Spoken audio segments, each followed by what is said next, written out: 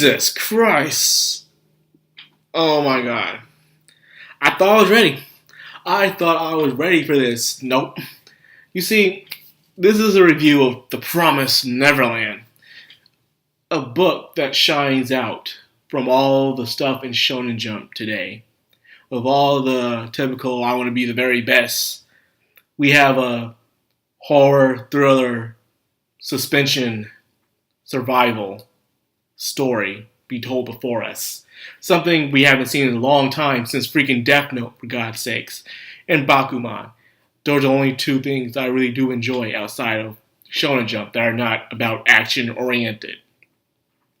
That being said, I remember first reading this years ago when I was in college, my first year of college, and I was just reading on my phone on the bus, and I'm like, holy shit, this is good. I remember the first chapter a while ago until I saw the show, and as I start remembering the first chapter, I'm like, oh god, I'm not ready for this. I'm not ready for poor little Connie.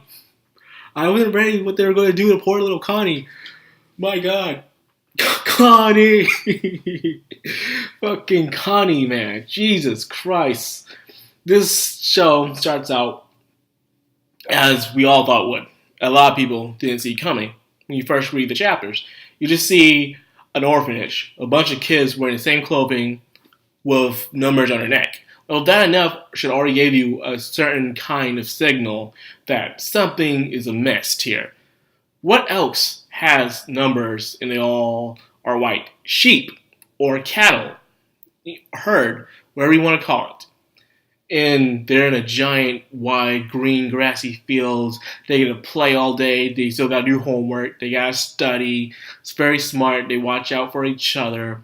I mean, when it comes to brains, probably the dumbest kid can probably outsmart almost all of us in one move. I'm telling you, yes, that's what I'm saying. The group is as strong as its weakest link, and its weakest link is nothing to freaking sneeze at. Like, these children are freaking geniuses. Don't let them fool you, despite how adorable they are. They are extremely intelligent creatures. So, you already can tell right now, this is going to be a game of wits, a game of strategy, a game of suspense and tension. And of course, all the horror you can imagine. Especially near the very end of this episode. Everything was just, it was preparing you. It wasn't like Attack on Titan where you knew what was going to happen. Like, you knew what was going to happen, you didn't know how it was going to happen in this one. Not at all. If you haven't read the manga, that is. Watching this, I was like, fuck. It was so nice, you know, all the kids playing around, enjoying each other, wishing what would happen. They're all orphans and they're waiting to be adopted. But however, some of them don't want to be adopted. Some of them do, and they have dreams of, you know, buying clothes, traveling, riding giraffes, and surprisingly, some of them decide, hey, maybe it's best just to stay here forever, you know? This place isn't so bad. It's perfect. It's heaven. You can spend time with all you, and I can see why people would want to think that until you know the horroring truth. Now, one of the favorite stories I like to read and watch is stories about people who have to uncover the blindfolds off their eyes. The old good old saying, ignorance is bliss. The less you know, the better. You can go in your own little world and just enjoy life for what it is. You know, eat your burger, get up, eat breakfast, go to school, go to work, come back, talk with your friends, play some video games, watch some TV, eat again, take a bath, watch some more stuff, whatever you want to do. And just continue. You don't have to watch the news or anything. Then there are those who are extremely intelligent, who are aware of their surroundings. They know the truth. Because of that, they're constantly scared. They have constantly migraines and stress. Always looking over their back, saying, what's going to happen to me next? So, the beautiful portray is, once again, we have another Ignorance is Bliss anime. And we haven't had a good old Ignorance is Bliss anime since Caligula, which, still waiting on that game to come out, by the way. But this, on the other hand, is just, goddamn. The animation in this show is completely amazing. I love it.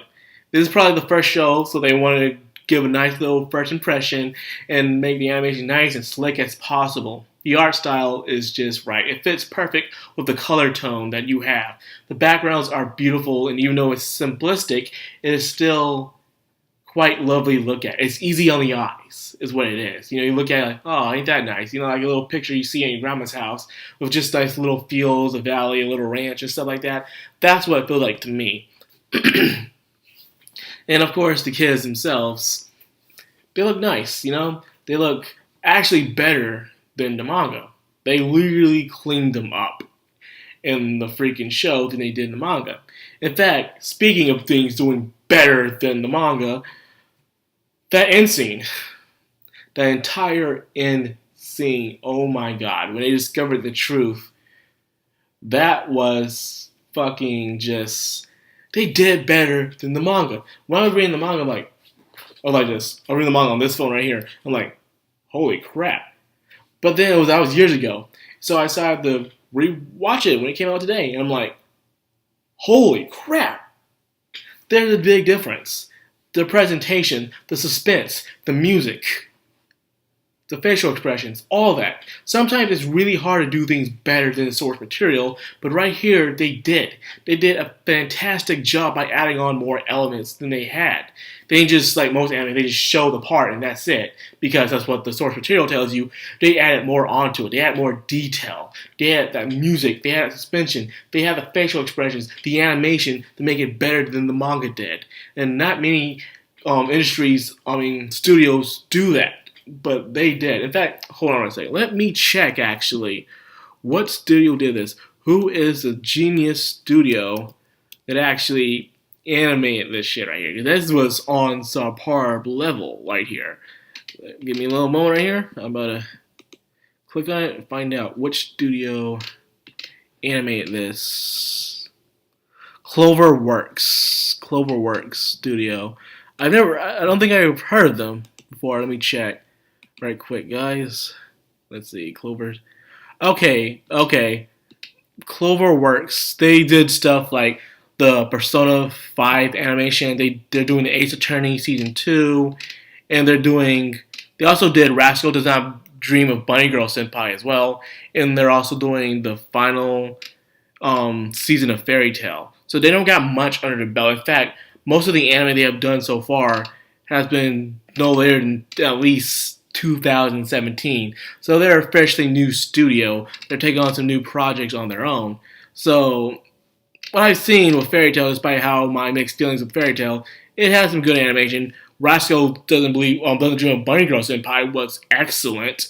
Persona 5 animation had good animation, despite the fact I didn't really care much about the show itself than a video game. Because, it's just hard to adapt video games. But other than that, yeah, they don't got much under their belt at all. But what I've seen so far, these guys are known to making some good, and I mean good. If these guys are doing Ace Attorney and they're also doing, they did Bunny Girl Senpai, I have complete faith.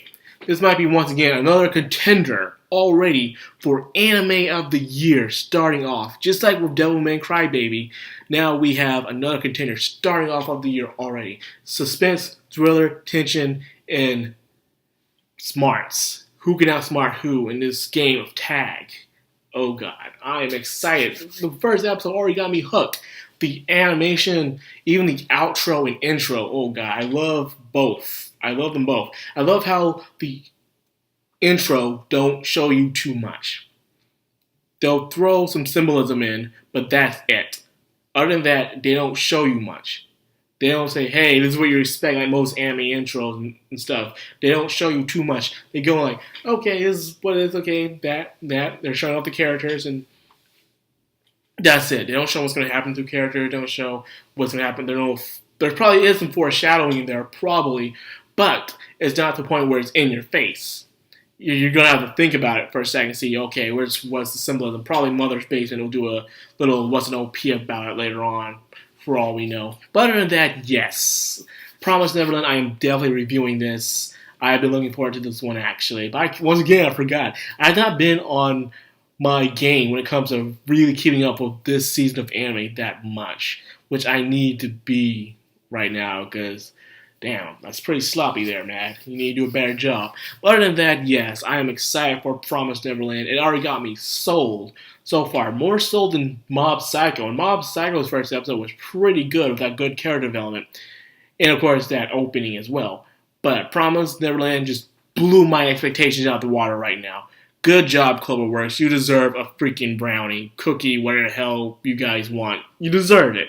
Anyways, if you want to see me continue reviewing Promise Neverland and other anime coming out of 2019 in winter, don't forget to rate, comment, subscribe, and hit the bell icon so you get notified every time I upload. Madcrownxox Anime, signing out. Have a good one.